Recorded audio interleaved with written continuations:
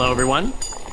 Welcome to another episode of Undercooked Analysis, the show where we read and critique submitted stories by listeners in order to help better improve the general quality of horror literature, strange fiction, weird tales, and other genres that happen to cross in front of us. I am your host, David King. With me is my co-host and longtime friend, Alan Cheney. Yes, hello. Welcome to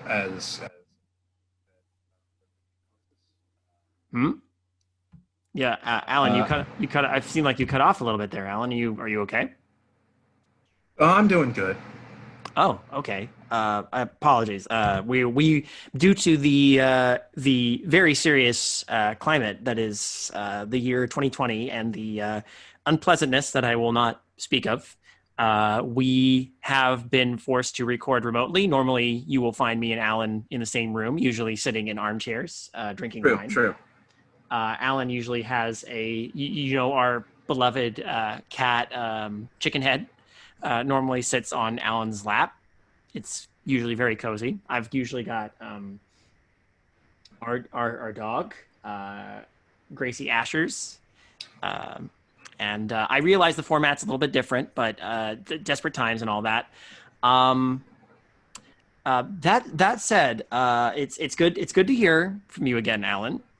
It's good to hear from you too. I've always questioned our decision to name our cat after the slang for a woman who sucks a lot of dick. Yeah, I wondered about that too, but then again, I have to thank my my father, who in his youth, with one of his roommates, named their cat Chicken Head. And in honor of my father, God rest his soul, I gave you the option. Now, obviously, you could have said no, but I think I do appreciate that you allowed the cat to have that name in the memory of my late father. So I mean, it's all good. I'm sorry I said sucking dick and really broke up the NPR vibe we had going for this show so far. No, it's fine. You know how it is. We're not. I think the reason I think that's fair because I think tonight, Alan, I think it's time normally we take this very seriously. Right. And I think tonight, due to the unpleasantness in the world around us, I think it's time you and I gave ourselves a little bit of levity. What do you think? Add a bit of humor to the proceedings. Yeah. Like normally we have to come at this in a very surgical, very analytical kind of way. So I figured tonight, as we record, we could maybe handle a story that has maybe a bit of brevity, wit, and humor behind it. Maybe pick that energy up a little bit. Not too much, of course. We don't want to distress anybody. It's just I say we set down the scalpel of analysis and pick up the rubber chicken of hilarity. That seems good. So I have here my rubber chicken of hilarity.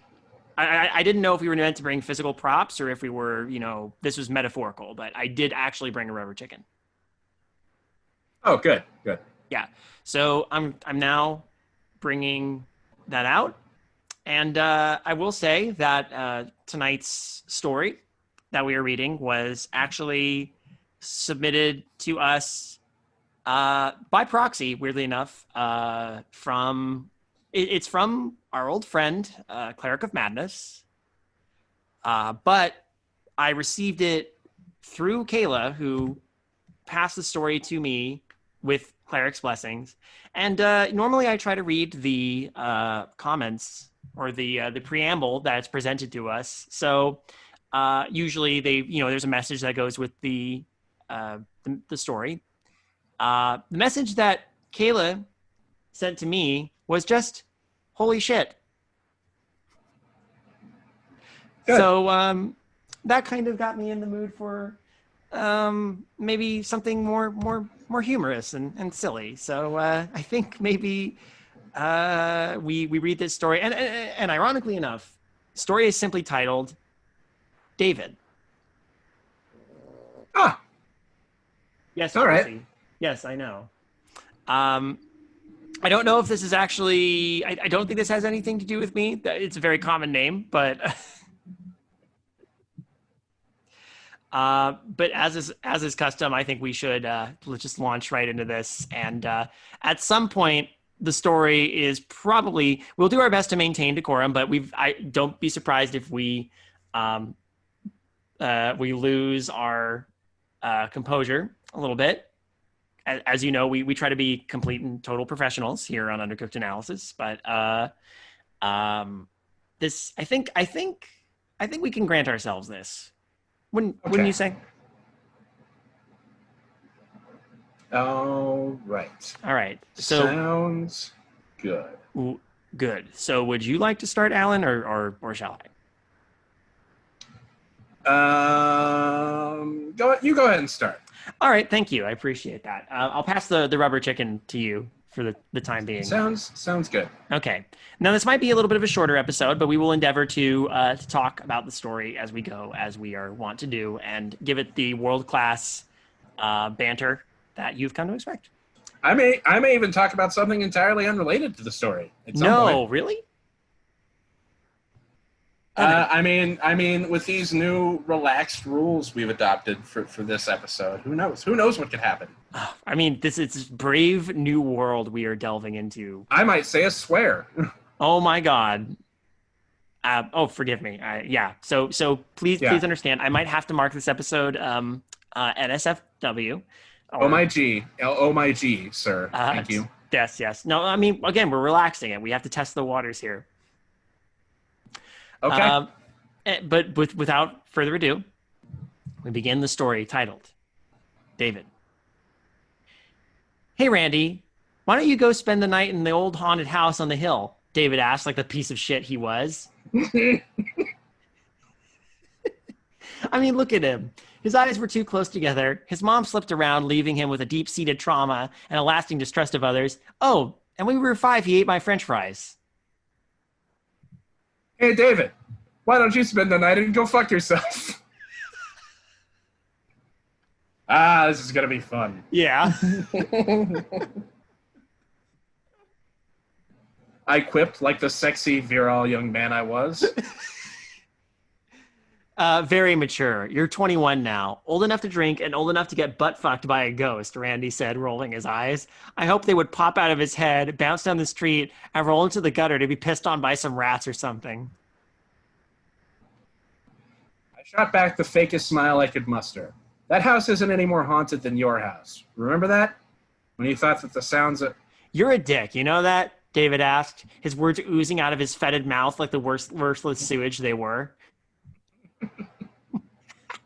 Cleric, what the fuck have you given us? Yep, I said, proud of every one of my accomplishments in life, unlike this shit-for-brains friend of mine, whose wife got knocked up just out of high school and he stupidly decided to help her raise the kid instead of the real dad, and then she left him to go do meth on some beach I can't pronounce in California. Well. Oh, man. Fine pussy shit. I'll spend the night with you like we used to when we were kids, he offered, completely glossing over how in the absolute fuck a pussy would shit. What? Sure. Okay. No, go ahead. Man, no, yeah. No, go ahead. Sure. Don't forget to bring the crippling depression and alcohol, I said as I headed home to grab a bag of shit I really didn't need but was legally obliged to get. God damn it. Are you okay? Why? What's happened?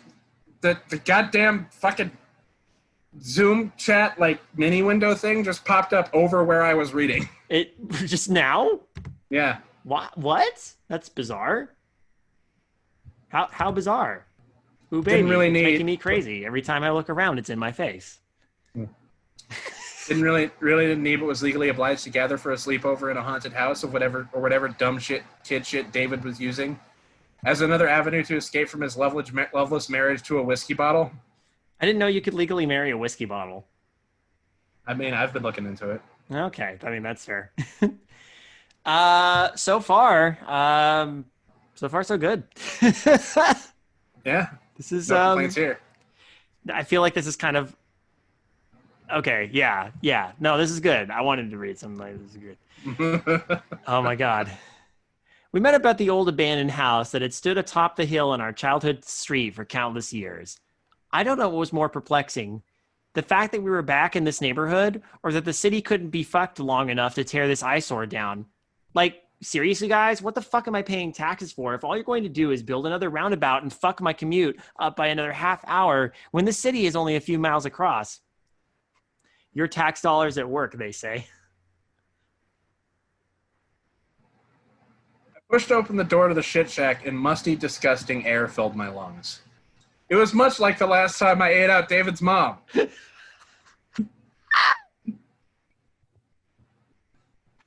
There's going to be a lot in this episode that can be taken out of context. Yeah, that's why we had to... Oh, fuck. Everything inside was covered in a thick layer of dust, much like David's parental duties. Why did Cleric have to call this story David? I don't know. I appreciate him for it, though. Oh, God damn it. Wow, so very spooky, I said, as interested in that place as any woman would be around David and his tiny, tiny dick. He made me look at it once in high school, and I punched him in the throat and told the whole school.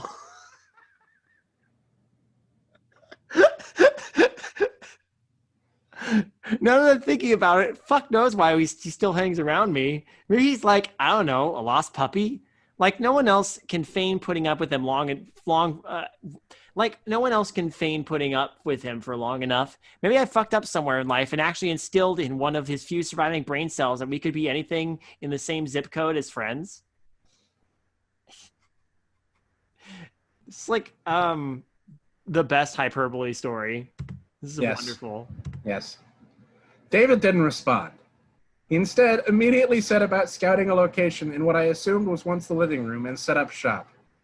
Tent, bedroll, everything short of a fire. Once I had watched that fucking spectacle unfold, ignoring why in the fuck damn he brought a tent to a house and nailed that fucker to the floor like we were roughing it in the jungles of IKEA, I watched him produce several bottles of hard liquor from his bag. Well, I'll be goddamned. You actually brought one bottle for each of the fucking steps of the program you're going to fall down, didn't you? I said, both equally disgusted and finally impressed by something he had done. Oh, lay off it, he whined like the small diaper-pissing child he was. I don't drink that much. My dude, I said, choking back the sudden rush of bile that hit my throat at the display of how wantonly ignorant one person could be. You have enough liquid there to drown a toddler, never mind your liver. How you survived this long is beyond me. It wasn't beyond me. Ever wondered how some parasites survive when their host dies? They move on to a new host just like David does when he's finished bleeding them dry financially and emotionally. He's really got that shit down to a science. Or would it be an art? Who cares? I certainly don't fall for his shit. I just babysit him on his idiotic ideas and ventures and then pawn him back off to whatever foolish person he's sucking off or on this week. Well, damn. Well, damn. I asked for levity. I got super not safe for work. David ignored me and proceeded to take a hearty swig out of the closest bottle. It was some unpronounceable Russian vodka that I could smell from where I was and was pretty sure tasted like a cross between paint thinner and floor cleaner. I, on the other hand, unrolled a sleeping bag and sat on the floor like the sad sack of shit I felt like sitting in a long abandoned house with my half-assed friend. I mean, if we're going full not safe for work on this episode, I wanted to bring up that, like, I discovered a new turnoff. Okay. I mean, I think it's good. We should pad it a little bit because like we're just kind of trucking along at this point, and this story's not super long. Like it's dawning on me as we get into the recording. Like, oh wow, okay, this looked longer when I had it before. That's what she said. But now, sorry, you go ahead. I didn't mean to cut you off. I'm now I need to know what is your new turn off. Okay. So I was enjoying a pornographic video. as many would do. And I'm I'm not going to get into like exact dialogue or anything. Probably not. Probably a good idea. But the woman in the film, I hadn't noticed she had a bit of a Midwestern accent Mm-hmm.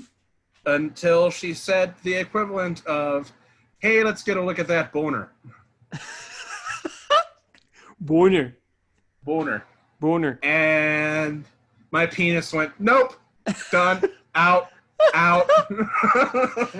Did it like retreat back into you? Yes, it. I almost became an innie. Oh no. But man, like that turned me off, and now I can't stop thinking about it. It's just like anything I watch now, my brain's just like, "Hey there, fella, let's get a look at that boner, why don't we?" It's like, it's funny because before this, Kayla and I we're playing catch up with Homestar Runner, and now I can only hear that in Coach Z's voice. Oh, hey there, Homestar, let's take a look at that boner. Oh no. I made it worse. Well, goodbye forever, sex. It was fun while it lasted, but then Yeah. it's like, oh man.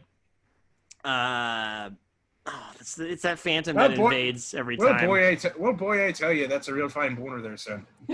I'm very impressed with that boner. You should do some stuff to me with that boner. That would just be the bee's knees, let me tell you. Oh, don't you know? Don't you know that boner up inside me? Good Lord. There's so much in this episode that's going to be taken out of context. I swear to God. Thank you for sharing, Alan. We'll see if we can resolve this. If you need help resolving this crisis, I'm afraid I can't help you. I actually don't know what to do about that. Yeah, it's a weird one. Mm-hmm. If anyone out there has any ideas, absolutely do not send those ideas to me. Is it more disturbing? Is it the accent, or is it more just like I don't think I've ever heard anyone say, "Hey, let's take a look at that boner." Well, that's not exactly what was said. Again, I'm paraphrasing. Oh, okay. That's fair. That's right. You didn't want to. Yeah. Okay. Yeah. I get you. Fair. I believe it is your paragraphs. And now I'm kind of curious to try and find to seek out Midwest accent porn. It's like that's someone's fetish. I mean, like everyone's got a thing. That has to be someone's thing. That wouldn't surprise me. We sat there for what to me seemed like an eternity, but for him probably seemed like a few minutes on account of the amount of booze he was chugging.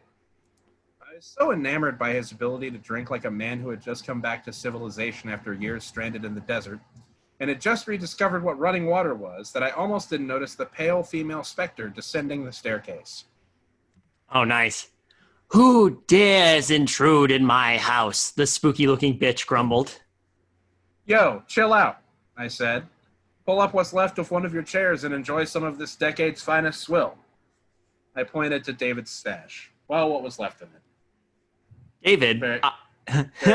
Very nonchalant reaction to it. Very nonchalant. I'm still trying to figure out what the incentive for this story is, if anything, other than just Cleric just being like, well, fuck it, which just seems like something Cleric would do, honestly. Yeah. David obviously did not react. This man was fucked up. The ghost moved toward David. You have damaged my poor baby, it said, pointing at the idiot's tent that was, might I remind you, perplexing there. Like, come on. You believe he nailed that son of a bitch to the floor? Why did he even have it if he had a sleeping roll? Fuck! Fuck your baby, mockingly slurred David, much like the messed out mother of his child did.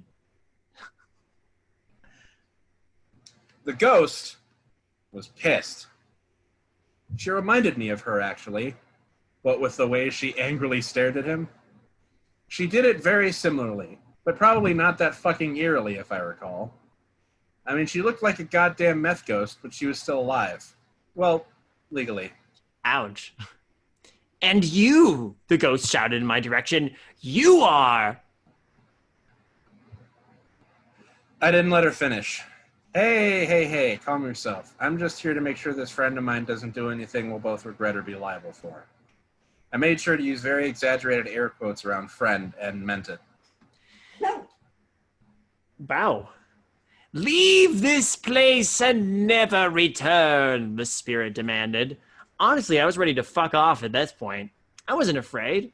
More so just annoyed that this wasn't the first time this man had done something like that would be... Wait, sorry, I lost my place. Wasn't the first time this man had done something that would be the near death of me. I mean, there was that time at a bar in Texas when we had to flee while getting shot at, but that was neither here nor there. Yeah, I'm going to take you up on that offer if that's okay, I said, standing up and prepared to leave the sleeping bag behind as I gathered my pack. He was like, what, $10? $10. My life, $10. No, fuck that.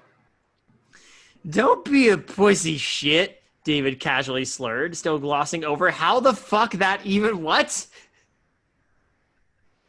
Suit yourself, ballsack, I said as I turned to leave David to his fate. I stopped dead in my tracks as I heard the sound of snapping floorboards and bone. I whipped around to see that goddamn ghost beating the ever-loving fuck out of him with a piece of wood. Holy shit, you really don't fuck around, do you? I asked, inching closer. After she had finished caving his stupid, dumb, ugly face in, she turned to face me, bored at the ready. Wait. Hold on, I said, holding my arm out as I approached the smear on the floor that once was David. Just need to get one thing, I grunted as I fished his wallet out of his pistol jeans. Then, just for good measure, I kicked his corpse a few times. I looked at David, then at the ghost, then up at the chunk of floor she held. Could I get a few swings in with that too? He was kind of a shit person, if I'll be honest with you. You have issues, she muttered as she vanished up into the ceiling, somehow taking a corporeal object with her.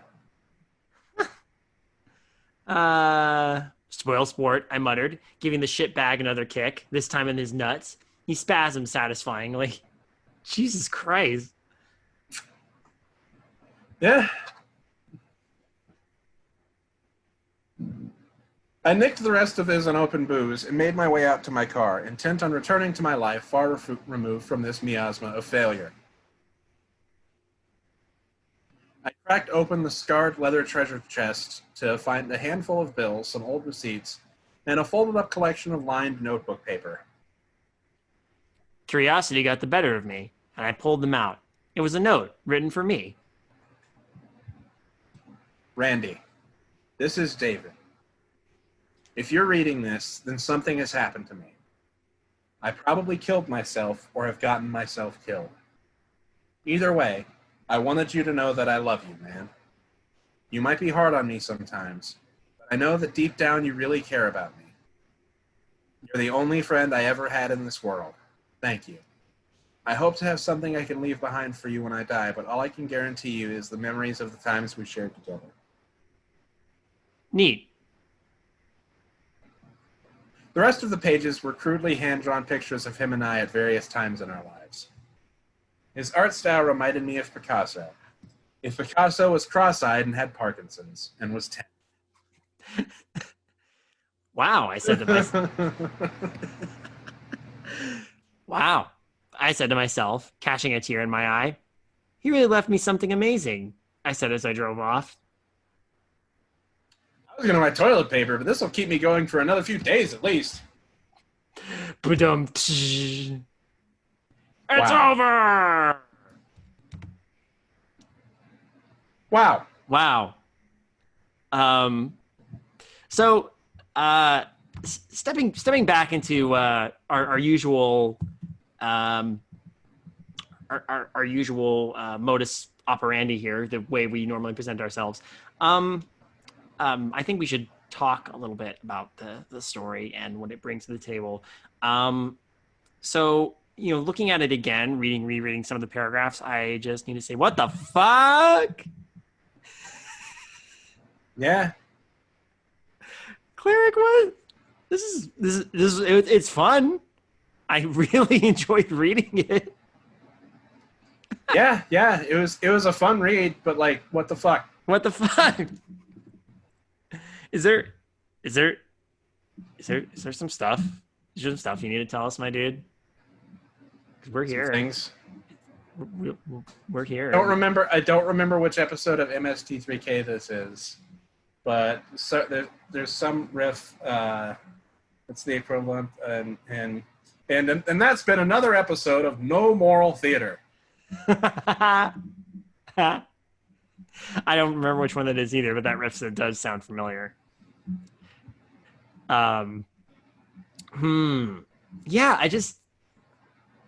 Yeah, yeah, it's just kind of its own thing, I guess. So we're just gonna sit here and be gently baffled for the rest of time. Yeah. I think. Oh man. Yeah. Thanks. I guess. I mean, unfortunately, this has provided a lot of fuel for people who will be good. I know people out there will actually be good and not take any of this out of context in any capacity. Absolutely not. Absolutely not. None of it. So, yeah, I guess there's not really much else to say except maybe give it our freshness ratings.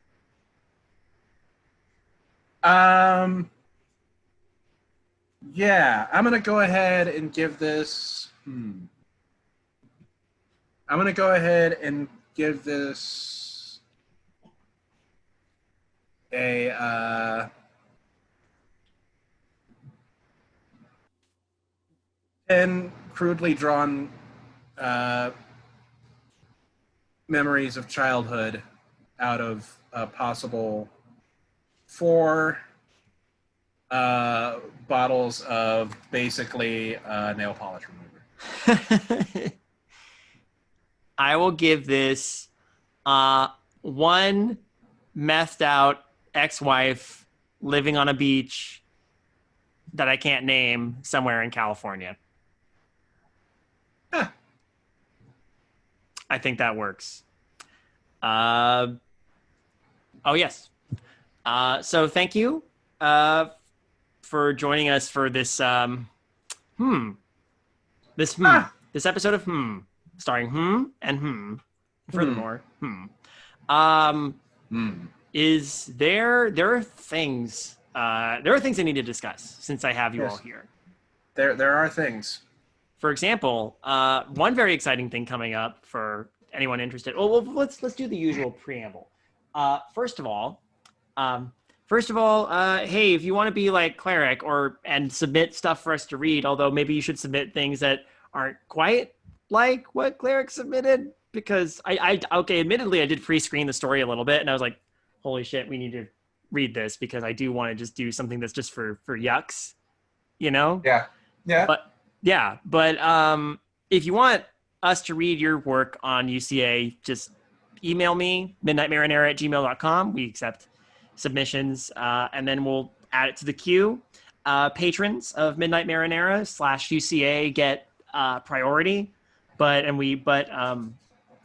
beyond that, everything's fair game. We do have one very important announcement, though, and that is we are moving into the next round of the Boo Olympics. And instead of us doing this round of Boo Olympics, we are actually turning this over to you. Yes, in another writing challenge. As it turns out, Alan, Master of Ceremonies Alan, concocted a little sub show of UCA. Once its own podcast, now a subset of UCA known as Creepy Cooking Staff. I'd be careful even mentioning the name of that, because it's possible the other me will break into your house and demand to host the show. I just thought that was the same you. That's a different you. That's Yeah, another. that's a different guy. That's a different guy. Yeah. Oh, is it like the Kool-Aid Man? Like if I, or is it like Yeah. Candlejack? Like if I mention him too much, he just shows up. I'm gonna need more rope. I almost want to like do a future David moment where like you can hear outside your house just like me, just like angrily shouting like, "I heard you say creepy cooking staff." But we are up. This is the third challenge of 2020's Boo Olympics, which we're doing to kind of help ease the pain of not having a lot of Halloween stuff this year. We want you, your listeners, to write a story based on one of the prompts from a Creepy Cooking Staff episode. Yeah. The story's got to utilize the final story concept and key details decided from the episode chosen. You can add or embellish the concept. The word limit is 1,500 words. So we're not looking for like huge, lengthy stories, but you could have, fun with it. The deadline for those submissions is October 30th at 11:59 p.m. Those stories, if you want to be a part of that challenge, you email those to midnightmarinara@gmail.com. Please make sure the subject line contains CCS story, the title of your story, and the name of the writer. You can submit them as Word doc, PDF, presented in the body, present in the body of the email, or as a Google Doc link. Make sure we have the permission to open them, of course. And even if you don't get into the final run, we might still read the stories on UCA in the future. So just keep that in mind. There will be cash prizes. First place winner from our illustrious panel of judges will get $50. Second place will be $30, and third place will be $20. So come join us for that. We'll have the winners probably revealed sometime in November, but this is a good thing to be writing about in October. Alan. Yes. Should we tell the people remind people what the prompts are from Creepy Cooking Staff? Yeah. I definitely have those right in front of me. Let me just go ahead and pull those and just start reading those to the audience right now. Okay. And I'm going to pull them up and read them right now. Starting now. Yes. Right now is when I'm going to read them. Good. And now I'm looking at the first word. Man, it's a great one. And that word is a word that starts the sentence we are reading and will be part of the paragraph.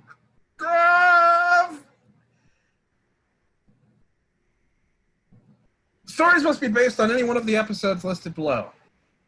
The Buck Bumble Haunted Cartridge, the Boy Meets World Lost episode, Sweet Eddie, the Purple Stuff SCP, the Dead Child Pudding Ritual, the Gay Cruise Incubus, or the Mother Against Drunk Driving. Thank you. Was that bit worth it, everybody? It was totally worth it. It pads out the runtime. That's probably what helps a little bit. If you want to go back and listen to any of those episodes reference, they're all good ones. I'm particularly a fan of the Purple Stuff episode. I think that still, I want to see someone write that SCP. There will be more of. I'm not gonna lie. I need more Sweet Eddie in my life. It would be good to have more Sweet Eddie in our lives. So yeah, that's our big thing. Get all up on that, and then keep an eye out for Creative Horror, because on the 30th of October we're going to be doing a live stream, because A, it's Midnight Marinara's 7-year anniversary, and B, it's the day before Halloween. So why not? Yeah. It's either Thursday or Friday. It's either Thursday or Friday. It's a Friday, I think. No, I think it's I don't know what day. It's either October 29th or October 30th. I don't know when the live stream will be, but I think it's one of those days. Thank you, Background Kayla. Ladies and gentlemen, Background Kayla. everyone's favorite character in the from the background zone. It's like Stare John Hodgman, except There's background Kayla I could and actually future talk from the stairs, but you could talk from the stairs and it would probably still pick you up. and background Kayla, future David, and Hostile host Alan. yes, Alan the host. Alan the host. Awesome. Well, with that said, I think I'm gonna go. I think that about covers it. So thank you again for joining us for UCA. Keep an eye out for more announcements. I cannot really fall back into the NPR thing again. That time has passed. That bird has flown. That bit has died. We ate that bird. We ate that bird, and it was pretty good, actually. We didn't cook it or anything. No, we just ate it raw. We just ate a raw feathered bird. You like bit its head off. It was kind of rad, but also really tragic. And yeah, we were like both crying the whole time. You didn't pick it up though, because future David edited all that out. Yeah. Yeah. But the scars. Damn shame would have padded the episode. Good evening, intrepid listeners. This is the Pasta Shade, the host of Midnight Marinara, and this podcast is part of CreativeHorror.com, a network of podcasts and creators working together to build a constructive community of horror fans. For more content like this, visit us at CreativeHorror.com.